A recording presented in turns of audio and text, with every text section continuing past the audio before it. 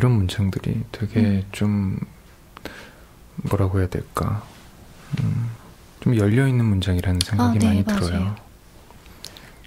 이 앞에 있는 구절이 매미소리 쏴라는 그러니까 쏴라는 게 매미소리 자체는 계절어로 들어가 있는 거긴 하지만 그 매미의 울음이 주는 느낌에 대해서도 이제 들어가 있잖아요. 네. 그래서 소리에 대한 또 반복적인 이야기이기도 하고 감각적으로 느낄 수 있는 것들. 근데 그냥 매미소리 쏴 아이는 구급차를 못 쫓아왔네 이렇게만 들으면 읽으면 이게 무슨 말이야? 라고 누군가는 생각할 수도 있지만 그렇죠. 누군가는 무슨 뜻인지 몰라도 여기서 느껴지는 이 슬픔 혹은 다른 감정을 스스로는 설명할 수 없지만 그대로 전달받을 수 있다고 생각을 하거든요. 제가 뭐 글을 쓰거나 그런 문장들을 만들어갈 때 되게 좀 이런 얘기들을 많이 하시더라고요. 쉬운 건 쉬운데 네. 심플한 건 어렵다. 이런 얘기 되게 많이 하잖아요. 네네네. 저 같은 경우는 이제 뭐 글을 쓰거나 곡을 쓸 때도 이렇게 많이 벌려놓고 네. 이제 지워나가는 작업을 항상 하니까 대부분 그럴 거예요. 문장들을 써놓고 편집자 일을 계속 하셨으니까 또 비슷한 작업들을 또 골라내고 네. 추려내고 이런 작업들을 하시잖아요. 그래서 이 굉장히 단순한 문장이긴 한데 마치 이렇게 10시간을 고민을 하고 있다가 점만 번 이렇게 딱 찍는 느낌이 좀 네. 있긴 해요. 근데 그 과정을 알 수는 없으니까 얼마나 많은 좀 과정이 마음속에 있었을까 그런 생각도 좀 들고 좀 약간 그런 고통이 좀 느껴지는 문장인 것 같아요. 되게 우연하게 서로 각자 고른 걸 그냥 순서대로 페이지 순대로 합쳤는데 맞아떨어져서 조금 신기한 생각이 이렇게 들긴 했어요. 저는 그 다음에는 139쪽을 읽어드리려고 합니다. 그러니까 한 여자애와 헤어지면서 그 어마어마했던 나만의 세계가 완전히 무너져 내린 것이다. 나는 내 세계 안쪽 창에 맺힌 슬픔만으로는 부족했다. 비로소 나는 그 바깥의 슬픔에까지도 눈을 돌리게 됐다. 내게는 슬픔이 더 필요했던 것이다. 네, 이 문장인데 슬픔에 대해 별 생각이 없다고 해놓고서는 많이 고르셨네요. 네, 다음 문장을 보니까 죽음, 슬픔 이런 것들이. 근데 이게 슬픔 때문이라기보다는 소통의 과정 때문에 제가 좀 눈에 들어왔던 게 이 앞선 내용은 나의 개인적인 감정이나 슬픔에 빠져 있어서 네. 나와 연결된 게 아닌 세상과는 나는 소통할 수 없었다 뭐 이런 얘기가 들어가거든요. 맞아요. 근데 누군가를 열렬히 사랑하고 빠져들면서 더 그 다른 세계와는 소통할 수 없었는데 그러니까 앞선 문장은 근데 이거 뒤에 제목님이 또 한 번 소개해 주시네요. 네. 아, 바로 앞 대목이구나. 아무튼 그건 그럼 빼고 얘기를 하자면 이게 신기했던 게 누군가를 열렬히 빠져든 다음에 그 세계가 무너지니까 자기의 소통이 밖을 향하게 됐다. 그러니까 내가 몰입했던 세계가 깨어짐으로써 밖으로 향하게 됐는데 그게 나의 슬픔이 너무 벅차니까 다른 슬픔을 찾게 됐다라는 마음이 좀 뭔지 알 것 같은 거예요. 그러니까 이게 잘못 이해되면은, 그러니까 제가 하는 말을 잘못 이해가 되면 마치 나 슬픈 거 말고 다른 슬픈 거 찾아서 나에게 위안을 삼고 싶어로 이렇게 지금 제가 말을 하는 걸 수도 있겠지만 그 뜻이 아니라 그냥 내가 슬픔이라는 감정에 빠져 있는데 나와 같은 슬픔을 이 세상 다른 존재들도 느끼고 있구나라는 거에 대해 눈을 떴다라고 저는 받아들였던 것 같아요. 그래서 이게 꼭 뭐 사회적인 메시지가 아니더라도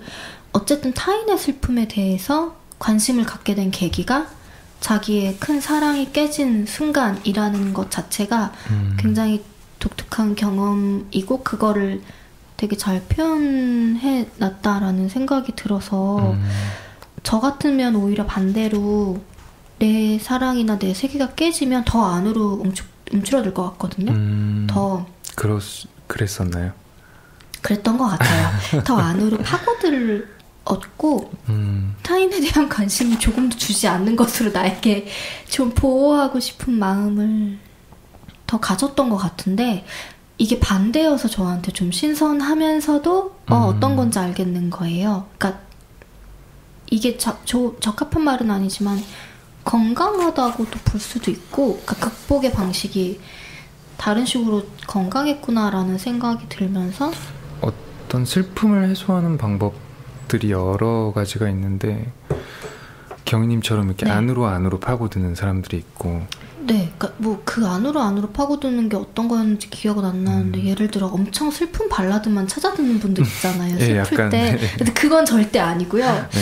그건 오히려 저는 표출하는 거라고 생각을 했고 그냥 몸의 움직임이나 그러니까 그 속도를 늦추게 되는 게 예를 들어 지금도 많이 그런 극복의 회피의 방법을 쓰는 잠을 많이 잔다거나 생각을 더 하지 않는다거나 좀 무념무상에 빠져들게 되려고 하는 거 그러니까 좀 생체 속도 자체를 늦추는 느낌이라고 해야 되나? 마치 겨울잠을 자듯이. 네, 근데 그게 밖으로 향하지 않는 것도 거기에 포함되는 거죠.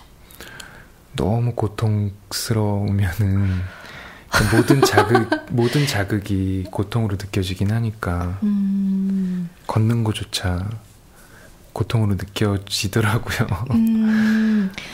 네, 그러니까 이게 몸을 고되게 해서 빨리 잊게 하는 방법도 있을 수 있고, 그러니까 이게 막 표현할수록 또 유치해지는 그런 부분이 없잖아 있잖아요. 근데 이 김효주 작가는 그 상태를 굉장히 세련되게 극복한 느낌처럼 써놨고 그게 게다가 자기의 껍질을 하나 깨는 것처럼 느껴졌고 그리고 내게는 슬픔이 더 필요했다라는 말도 너무 멋있었던 것 같아요.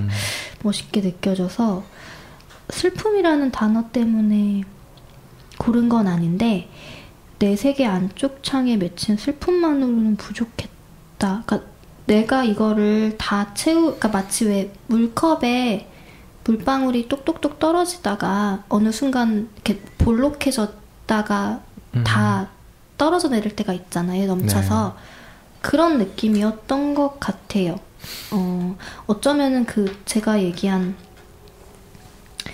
그러니까 저는 그 물방울을 그 물컵을 마르게 하면서 극복하는 스타일 같아요. 그러니까 더 이상 그 물방울을 받지 않으려고 그러니까 증발시키면서 이 넘치는 거를 좀 마르게 두는 사람이라면 김효주 작가는 그거를 받아들이고 넘치게 만들어서 바깥으로 이렇게 좀 뭐라 그래야 돼? 폭발은 아니고 분출하면서 좀 그러니까 다른 방식이었던 것 같은데 뭔지 저랑은 다르지만 이해는 바로 되더라고요. 그래서 그리고 이렇게 됨으로써 이 작가 자체가 계속 바깥의 슬픔에 눈을 도는 사람이 된 것 같은?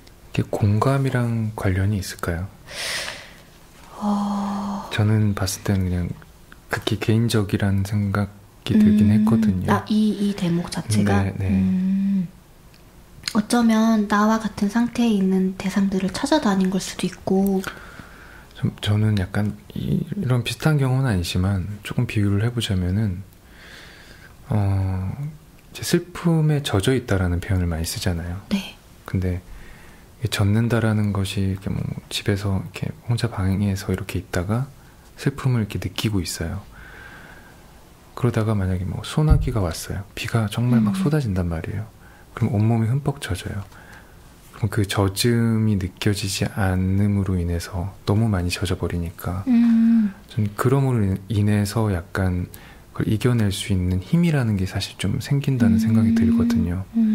저는 약간 그런 식으로 이해를 하긴 했었는데 더 슬픈 거에 그것도 맞는 말 같아요. 그러니까 내 슬픔만으로 부족하니까 그러니까 정말 내가 소나기에 하는 가운데로 걸어 들어가는 느낌 같은 것도 맞는 것 같아요. 그래서 같은 슬픔을 견디는 방식에 대해서 생각을 좀 해보게 됐던 문장이었어요.